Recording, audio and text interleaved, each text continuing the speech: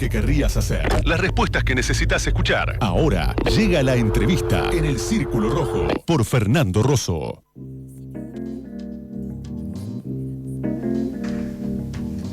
Tengo en mis manos el número 17 de la revista Crisis. El número 17 es de diciembre-enero de 2013, diciembre a febrero de 2013 y 2014. Recuerden que el Papa Francisco fue elegido Papa en el 2013. La tapa, muy buena tapa, una señora, pañuelo celeste, con unos binoculares, no sé, me preguntaron dónde le sacaron a Mario esta tapa, a esta señora, en una iglesia, evidentemente. La batiseñal, y etapa superior del kirchnerismo.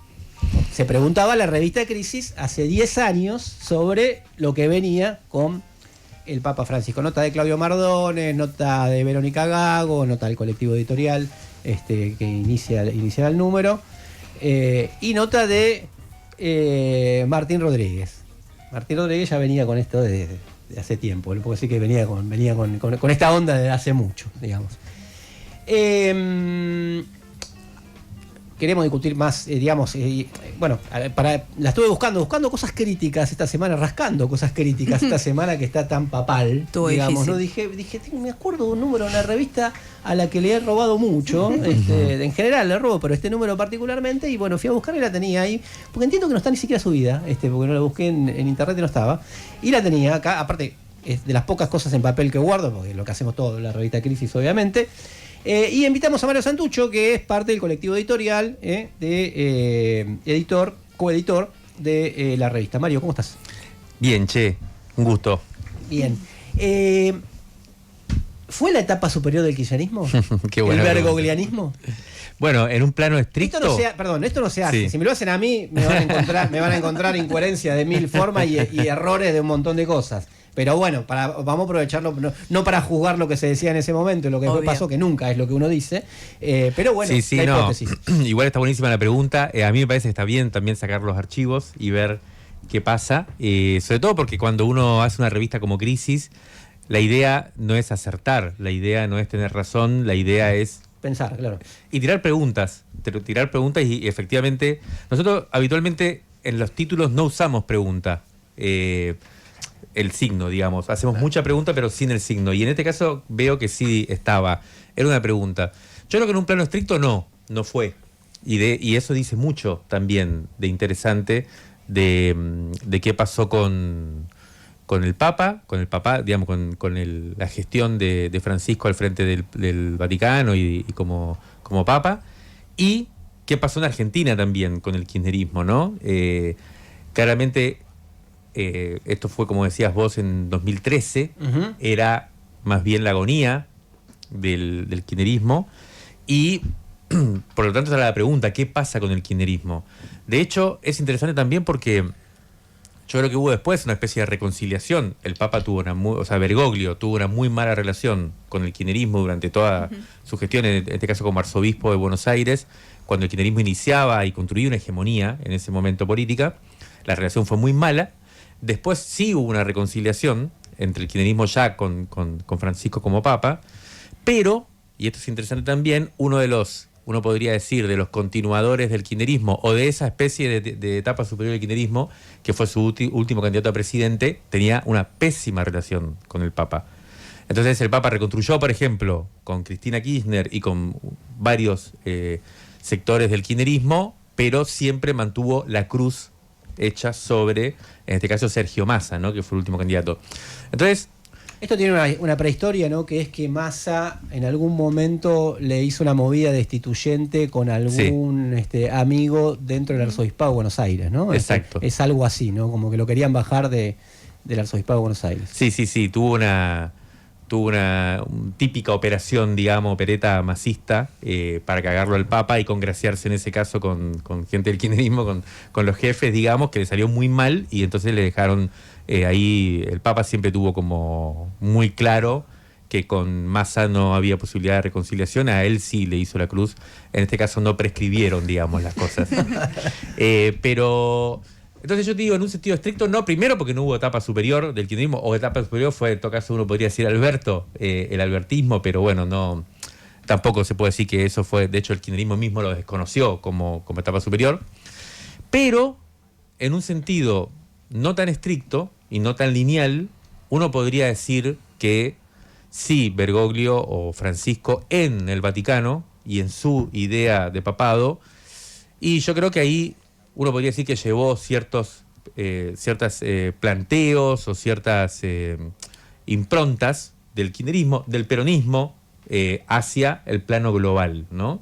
Y que tuvo una órbita muy fuerte. Entonces, yo no sé si la etapa superior, en todo caso, es algo así como una proyección, no podría decir del kirchnerismo, no podría decir del peronismo, no podría decir de eso que se generó en América Latina en los primeros años del siglo o a lo largo de este siglo, que son los gobiernos progresistas, los gobiernos populares. Algo de esa impronta llevó, me parece a mí, Bergoglio al Vaticano. Bien, estamos conversando con Mario Santucho, para los que no nos están viendo, están escuchando por ahí, de la revista Crisis, a propósito de un número que sacaron, y bueno, que analizan siempre la política argentina, la política internacional, también sacan un newsletter que sale todos los domingos, que es sobre política internacional, y el podcast, Crisis en el Aire. Hoy hicieron un balance, ya anda circulando en Spotify, y hoy hicieron un balance sobre justamente... De hecho, en este podcast que salió hoy a la mañana... hay un balance de la influencia de Bergoglio en la política argentina, un poco de esto que empezamos a hablar, y mañana, ya estamos preparando el newsletter, va a ser los efectos de la muerte de Francisco en el plano global. Bien. Dos niveles distintos. Dos niveles distintos, claro. Hay un tema que es cómo salir de las sumas y restas, ¿no? O sea, decirle, bueno, y Bergoglio tuvo esta cosa buena, y tuvo esta cosa mala, tuvo este problema, ¿Cómo analizar la función política dentro de la Iglesia? ¿Cómo analizar la impronta, justamente, que tuvo sobre la política argentina y que puede tener la Iglesia a partir del post-Francisco, ¿no? ¿En qué sentido? Te digo, yo tiendo a pensar que en su momento el papado suyo fue buscar, y casi que él mismo lo dijo, alguien externo, un outsider de la Iglesia buscado en el fin del mundo para tratar de rescatar en cierta medida una institución muy en crisis en términos de retroceso de fieles, en la competencia con otros credos religiosos, muy en crisis desde el punto de vista de lo que encubría la Iglesia, pedofilia, problemas de guita con la banca vaticana y, en cierta medida, una operación de lavado de cara de la Iglesia. Creo que en términos de fieles, todo eso no es que rescató mucho más y que han retrocedido los otros y que volvió a crecer la influencia de Francisco. Y en términos de la influencia sobre la política local, a mí me da, lo escribía hoy en una nota de perfil, me da la duda de cómo equilibrar esto con el problema de la Iglesia como institución y la historia siniestra que tiene la Iglesia en nuestro país, que lo veo como escondido esto en el medio de Francisco, ¿no? ¿Cómo hacer las dos cosas juntas? ¿O cómo hacer para retomar debates como la separación de la Iglesia del Estado, etcétera, etcétera, que corresponderían, creo yo, a equilibrar con este clima de congoja general, de lo que quieras? Te tiro temas, y en ese sentido, ¿cuál es el balance que vos ves de Francisco? Sí, son muchas cosas, la verdad. Yo creo que lo primero que me surge, y un poco en sintonía con lo que decís, es que es difícil momentos como estos en que acaba de morir, digamos, y un personaje tan importante y realmente con tanta gravitación en los últimos años, que yo creo que en tono general, y ahí anticipo algo, es una gravitación positiva la que ha tenido Francisco durante todos estos años. Es difícil no caer en algo que yo creo que hay que evitar, que es, uno, la santificación. No era un santo, era un personaje contradictorio, complejo, con cosas muy interesantes y cosas también que vale la pena criticar. Uh-huh. Entonces no era un santo, y entonces ahí ya también hay que salir un poco del tipo de liturgia propiamente religiosa, propiamente católica, e ir hacia una cosa más laica, si querés, y de pensar críticamente personajes como Francisco, por un lado. Y por otro lado, yo creo que lo que está en juego es ver cuál es el calibre, para mí, de esta especie de carácter positivo en general de la figura de Francisco, ¿no? Y yo lo que sí me atrevería a decir es que en ningún caso fue un revolucionario. Hoy he leído algunos artículos muy buenos, mañana los vamos a sugerir y demás, en el newsletter, como te decía, donde argumentan por qué el Papa fue dentro de la Iglesia y como principal referente y dirigente de la Iglesia o, conducción de la Iglesia, fue revolucionaria dentro de esa... Yo creería que no. Creería que no fue revolucionario, tiene que ver con estas cosas que decís. Su impronta sobre la Iglesia es importante, no es una ruptura al interior de la Iglesia. Pero me parece que lo más importante queda todavía como pregunta, que es ¿cuál va a ser el efecto? O sea, la pregunta es si fue un reformador, un gran reformador de la Iglesia o no. Para mí eso todavía queda como pregunta abierta. Hay que ver qué efectos genera los cambios que él generó en la Iglesia, que él produjo en la Iglesia. Nosotros ayer, por ejemplo, en el podcast Crisis en el Aire, donde tratamos de pensar un poco cómo sigue la cuestión acá, en Argentina y en la Iglesia Católica Argentina.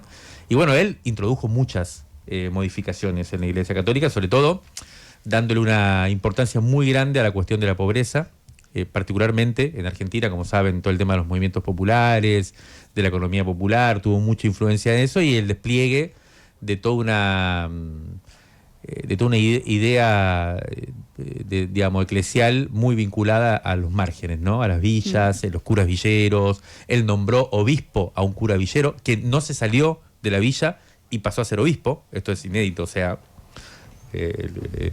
Gustavo Carrara, muy amigo de Martín Rodríguez, yo lo conocí a través de él, lo entrevistamos para la revista Crisis, un tipo impresionante, que era el cura hasta el año pasado en la 1114, lo nombró obispo el Papa y siguió siendo cura. Yo lo fui a ver el año pasado en la Villa 1114. Ahora es el arzobispo de La Plata. El actual arzobispo de La Plata es uno de los más importantes cargos de la Iglesia Católica. En cada cargo, o sea, hoy, por ejemplo, toda la conferencia episcopal es toda gente cercana a Francisco. El arzobispo de la Ciudad de Buenos Aires, García Cuerva, es también muy cercano y muy seguidor de Francisco. Ahí hay una serie, y además lo que me comentaban, que me pareció bien interesante, es que Francisco rompió, eso sí lo hizo, el tipo de ascensos que hay en la Iglesia Católica. La lógica de por qué te ascienden y el sentido de cómo te ascienden también lo cambió. Con esta, por ejemplo, esto que comentaba es un ejemplo. Entonces, ya no tenés que hacer cierto caminito, empezar por la parroquia chica, ir a la más del centro, a la de clase media, la más famosa, la más céntrica, para después ocupar. Eso se rompió, esa lógica. Bueno, la pregunta es, para mí, a nivel global se me escapa un poco esta complejidad. También lo que veo, por ejemplo, investigando un poco para mañana, es que creo que, no recuerdo bien, pero creo que el 80% de los cardenales que van a elegir en estos días al nuevo Papa los puso Francisco. Y ya hay un cambio, por ejemplo, antes más de la mitad de los cardenales que elegían eran europeos, ya ahora no es así. Sí, un poco más de diversidad. Un poco más, sí, hay más cardenales de América Sí. Latina. Bueno, esas cosas yo creo que son importantes para ver cómo sigue. Hay que ver qué Papa elige. Es muy posible también, otra de las grandes lógicas, digamos, de estas instituciones tan tradicionales, digamos, es el péndulo. O sea, es posible que ahora venga una reacción frente al Papa, como frente a Francisco, como Francisco fue una reacción frente a Juan Pablo II o Ratzinger. O sea, esto también puede pasar. Y hay dinámica que nosotros no conocemos de una institución como la Iglesia, más tan difícil lejana de conocer, claro, sí. Sí, yo ya todo esto que te estoy contando es un esfuerzo de investigación, sí, porque no conozco para nada, nunca fui a una iglesia como fiel ni nada. Entonces, pero en ese sentido te digo, me parece que todavía está abierta la pregunta sobre cuál va a ser el efecto reformador de Francisco en la Iglesia Católica, y ojalá que aparezcan fenómenos. Creo que es una situación compleja también para la Iglesia, de compromiso, y imágenes de compromiso como hubo también en la Iglesia Católica, como así que, como vos decías, es una institución muy comprometida con los peores momentos, digamos, de la historia argentina, colonial, dictatorial y demás. También es una institución de la cual han surgido movimientos muy interesantes, como el de la Teología de la Liberación, en la década del 60 y el 70. Yo no descarto, porque conozco, sí, gente muy cercana o muy seguidora, muy impactada por lo que fue la vida de Francisco, que tiene mucho compromiso, ¿no? con la lucha contra, incluso le diría contra el capitalismo. Bien, estamos hablando con Mario Santucho, de la revista Crisis. Estamos conversando sobre el tema de el Papa Francisco y lo que puede venir después. me trajiste un tema, después si alguno se mete y pregunta, me trajiste un tema que justamente en momentos de radicalización política, los años 60, los años 70, surge la teología de la liberación, que pretende un poco fusionar marxismo y cristianismo, ¿no? Y la ideología del Papa Francisco casi que surge en oposición a eso, ¿no? O sea, la teología popular, la teología del pueblo. La teología del pueblo, está muy, de una de las notas que más me gustó, que es la de Verónica Gago, que plantea la idea de contra la cultura del descarte, no lo plantea así, lo digo yo, no, contra la cultura del descarte, la cultura del rescate, ¿no? Pero desde una visión un poco tutelar de la pobreza, ¿no? No de organización, de autoorganización, de actividad autónoma, etcétera, etcétera. Y a mí me da la impresión como que eso es lo que nunca rompió, ¿no? Digamos, desde ese punto de vista. Yo me acuerdo, nosotros teníamos la lucha del casino en el año 2007, kirchnerismo tope de gama, por lo tanto la lucha estaba escondida por todos los medios de comunicación, a la Corpo no le gustaba y a los otros no le convenía, y fue a llevar la solidaridad, porque aparte era contra un casino, entonces claro. Digo, ¿para qué? Ahora, el punto es desde una ideología en el cual los pobres o los descartados, no de una mirada como si la tenía un poco más la teología de la liberación, para cambien su situación, sino para que sean contenidos, digamos, ¿no? Hoy, contra las derechas, contra las derechas que te dicen descartémoslo a los pobres, matémoslo, no me interesa, que mueran los que tengan que morir, obviamente que está ubicado a la izquierda de eso. Ahora, en parte de lo que se necesita, que es para cambiar la situación, sigue siendo una mirada conservadora desde ese punto de vista. Por eso me da duda si es antineoliberal, porque hay neoliberalismo excluyente y hay neoliberalismo inclusivo también dentro de los cánones neoliberales. Como esa cuestión ideológica mucho más general, te digo, que no tiene que ver solamente con Francisco, pero bueno, en parte sí. A ver, te digo varias cosas respecto de eso. Lo primero es que el Papa Francisco tiene una rara cualidad, que es la que yo más admiro de él, que es la de que mientras más viejo y mientras más poderoso, más se radicalizó. No es fácil. Eso es lo primero, lo que más admiro es eso. O sea, es la ruptura de la teoría de Baglini, que tanto le gusta al progresismo y a buenos sectores de la izquierda también, que es mientras más cerca del poder estás, bueno, más responsabilidad tenés, por lo tanto, más tenés que cuidar tu lenguaje, más tenés que cuidar tus gestos, más tenés que asimilarte a esa dinámica del poder que te atrapa. Bueno, yo creo que Francisco hizo todo lo contrario. Entonces, lo de la teología del pueblo es una cosa para ver, pero fue hace 30, 40 años. Yo creo que efectivamente al interior de las discusiones que hay hoy dentro de la Iglesia Católica, el Papa yo creo que está a la izquierda en esa discusión, claro, claramente.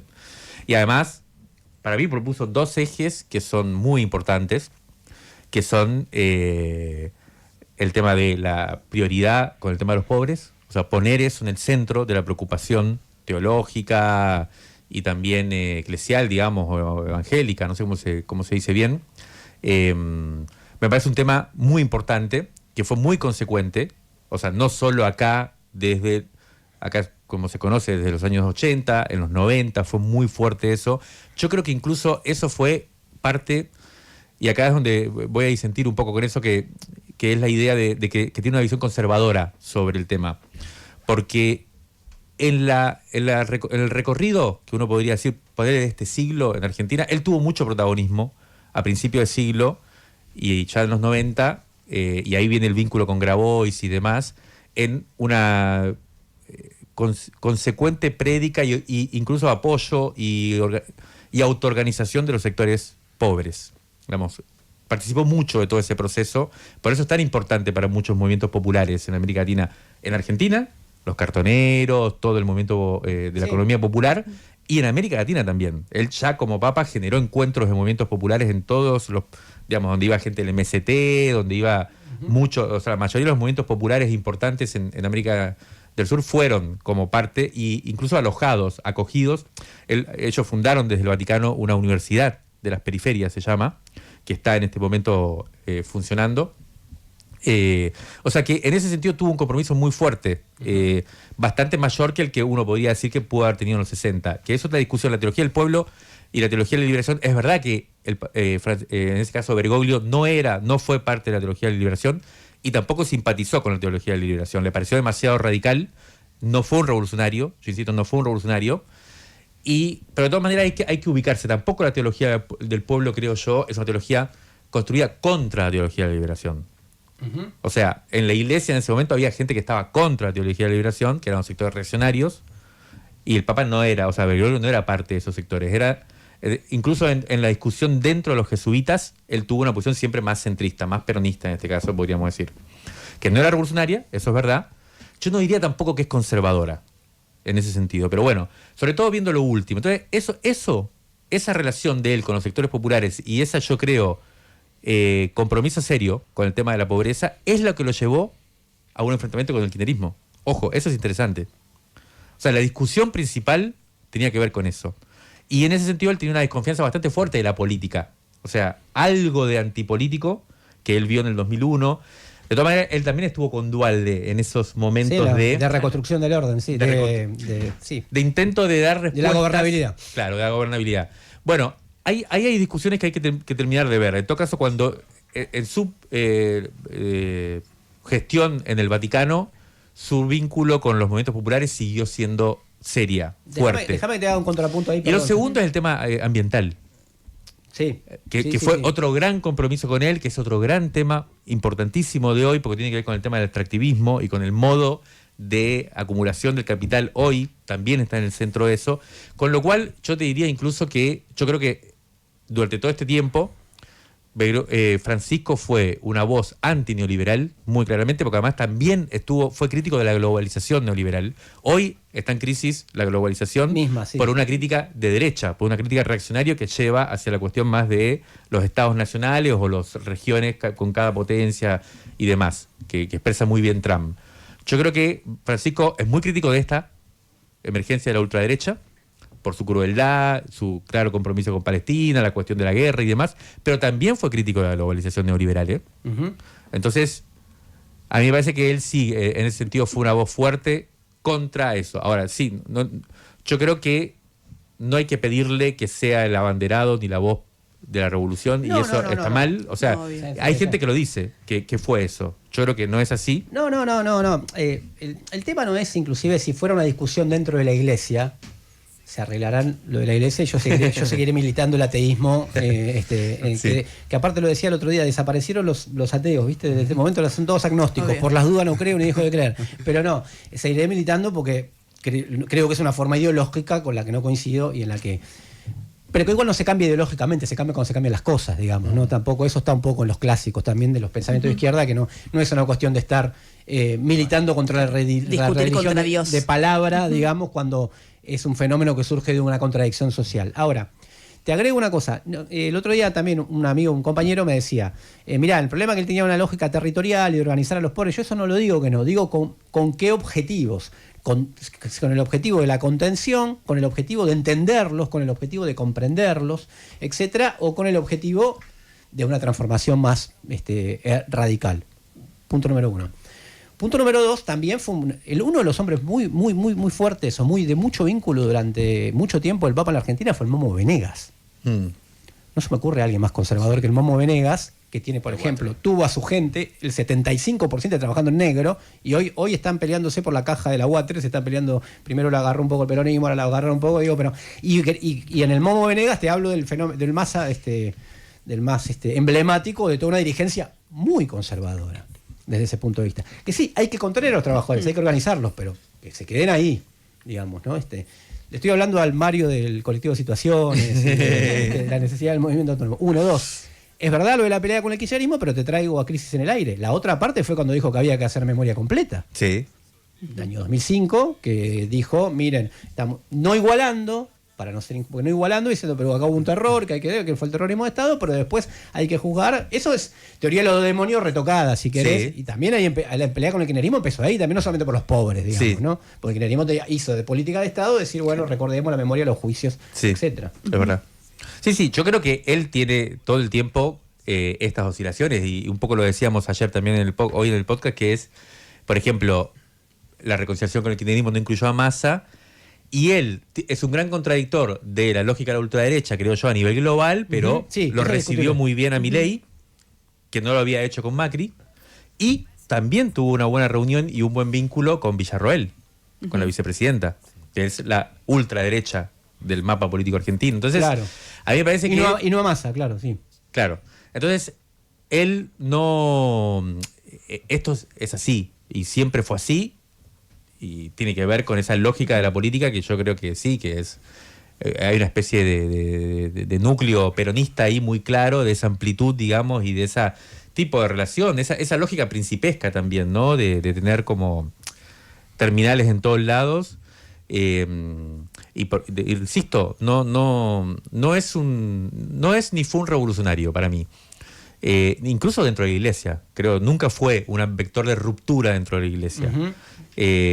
Yo creo que, digamos, en el balance así más general uno podría decir, fue una figura durante estos años últimos, en 12 años en que él fue papa, tuvo una referencia, una prédica a nivel global, una palabra a nivel global bien importante, creo yo, para los sectores democráticos, populares e incluso de izquierda. Yo tengo muchos amigos autonomistas italianos que hablan del Papa maravillas, digamos, y empezaron a hacer mucho antes que nosotros, que empezamos a ver, bueno, yo tenía esta revista que vos mostrabas también fue cuando lo eligieron Papa, a nosotros no nos alegró, a mí no me alegró. Yo pensé que iba a ser para peor. No tenía una visión de Bergoglio en ese momento como un aliado. O sea, que también Bergoglio, y quizás no tanto Francisco, tuvo, por motivos diferentes, ¿no? Por su gravitación política, la pelea con el kirchnerismo, pero también, que era una cosa que tampoco estoy tan de acuerdo en lo que decías, con lo de su crítica, es verdad, era un crítico de la globalización, antes de que la derecha fuera esa opción, pero también su crítica tenía un perfil conservador fuerte, como por ejemplo llamar a la guerra de Dios en contra del matrimonio igualitario, que no necesariamente tiene que ver con esta idea de que hoy está de, bueno, ¿qué le vas a pedir a un cura? Obvio que no le ibas a pedir que apoye, pero quizás no era necesaria la guerra de Dios. No, porque además pensando o el vicario también, o el aborto, que es como llamar a un vicario. Claro. Había metáforas potentes. No, que además te digo esto, también plantea, me parece, una contradicción justamente con esto de su prédica a los movimientos populares, porque esas causas, que por ejemplo la causa en contra de la discriminación, al colectivo LGBT, incluso la causa de el derecho a decidir, que el propio Juan Grabois ha contado que en su movimiento muchas compañeras de él, muchos sectores le dijeron, mira, mejor, o sea, vos no hables de este tema porque en todo caso es una discusión en el colectivo, que me pareció como una crítica muy válida. Digo, ahí también, por eso creo que también tiene que ver con esto de que cuando llega al Vaticano, también mucha gente que después terminó rescatándolo, creo que también pues tenía una imagen de Bergoglio muy fresca, donde no era solo que no acordaba, sino que, bueno, esto, ¿no? Llamar a la guerra de Dios, hablar del derecho a decidir es como llamar a un vicario. Me parece que también eso entra un poco, digamos, en la balanza de lo que decís, que obviamente incluso la Iglesia no fue un revolucionario. Creo que en la crítica a la globalización ese aspecto también estuvo, o sea, no borra, obviamente fue un crítico de la globalización, pero también tenía un perfil conservador en eso. O sea, tampoco era una crítica por izquierda como los movimientos, por ejemplo, anti-global, que estaban en ese momento. Qué difícil eso, sí, no sé.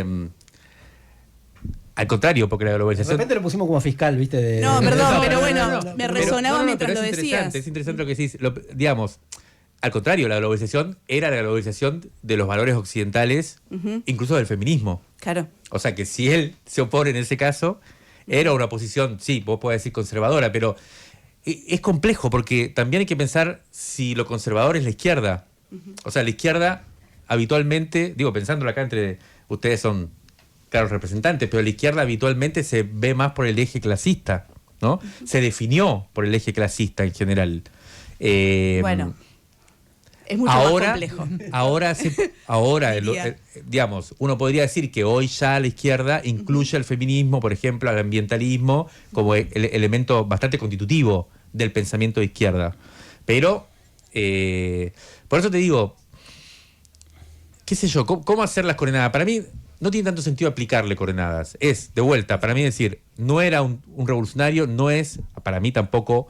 el principal exponente de las causas positivas de la humanidad en este momento, tuvo muchas contradicciones, tuvo cosas que uno puede reivindicar y cosas que puede criticar, que debería criticar, como por ejemplo estas, aún si él dentro de la Iglesia hizo cambios también respecto a este tema positivos y y no fue conservador al interior de su institución, digamos, pero obviamente estas cosas que vos decís son claras, como la de los derechos humanos. Derechos humanos y cuestiones de, digamos, de feminismo y demás, y uno podría decir, no era nuestro palo. No, era alguien más bien contra quien discutir. En cuestiones de la crítica, yo diría, al capitalismo. O sea, él llevó adelante críticas al capitalismo en defensa de la cuestión de los pobres y de los desheredados, y en un amplio sentido, ¿no? De la colonización, en el sentido de Palestina, de las lógicas extractivas contemporáneas, y también en defensa del tema de la cuestión ecológica o del ambiente. Bueno, yo creo que este es... y yo te diría esto también, que a mí me parece que también es lo que sorprende y lo que de alguna manera nos tiene que también, yo siento que nos tiene que hacer pensar a nosotros y a nosotras estas cosas, ¿no? Cuando uno piensa con ciertas dinámicas, con ciertas lógicas, analiza con ciertas lógicas y después de alguna manera ciertas trayectorias o ciertas realidades, cambian, acontecimientos, te sorprenden. Y está bueno, o sea, asumir que hay sorpresas. En el caso del Papa, yo creo que mientras más viejo y mientras más poder tuvo, más interesante se puso. Bien, una última que siempre la quise hacer desde que veo las entrevistas de Luis Novarecio y viene a cuento de esto. Mario, estamos hablando con Mario Santucho y estamos cerrando con Mario Santucho. Mario, ¿nos morimos y qué pasa? Qué sé yo, en un plano... no, yo creo que... te digo si sos creyente, no te quiero complicar, digamos. No, creyente no. Estoy totalmente ateo, no creo en nada de ninguna bien. Supervivencia del alma, ni ninguna cosa de esa, no, eso para nada. Bien. Lo que sí creo, obviamente, es que hay un plano espiritual. Es que la religión, la fe, digamos, como se dice, yo viví en Cuba, me crié en Cuba, sí. que es un país socialista, que todo que la iglesia no existía más, y siguió existiendo la fe y la religión. Y eso... Otro gran tema, sí. Eso lo vamos a saber, o sea, siempre va a pasar. Entonces, la fe y en la cuestión espiritual hay todo un gran tema ahí. Yo creo que de hecho uno de los grandes problemas del marxismo, y acá les dejo, sí. y de la izquierda, ha sido precisamente el progresismo. El progresismo no en el sentido de valores, sino el progresismo en el sentido de una idea de la historia. De progreso, sí. De progreso. Que avanza. Que la humanidad va hacia... Y no es así. Absolutamente. Y eso implica desarmar la idea de la historia de presente, pasado y futuro, y ir hacia una idea que yo creo que es muy interesante, que es que existe la actualidad y un montón de virtualidades. Y la mayoría de esas virtualidades. Por eso la lógica del conservador también es interesante. Yo reivindico hoy ciertas lógicas conservadoras, por ejemplo, que a mí muy claramente el movimiento indígena las propone. De conservar ciertas cosas. Lo ancestral. De conservar ciertas cosas del pasado, que incluso en la lógica... Un conservadurismo revolucionario, se dijo Exacto. alguna vez. No sé si tan Trotsky en algún lado, eso sí no me acuerdo, pero un conservadurismo revolucionario cuando la clase obrera defendía cosas que sí. La mayoría de las virtualidades, o sea, de lo que podría pasar en el porvenir, son cosas que están en el pasado y no se realizaron, y nunca llegaron a materializarse. Entonces, esa relación entre futuro y pasado es mucho más porosa, es mucho más... mucho menos estanca de la que imaginamos. Mario, yo sabía que iba a ser interesante y que fue interesante, ¿o no? Totalmente. Chicos, Mario, gracias por esta charla. Muchas gracias a ustedes, un placer. Seguimos un ratito más hasta las 14.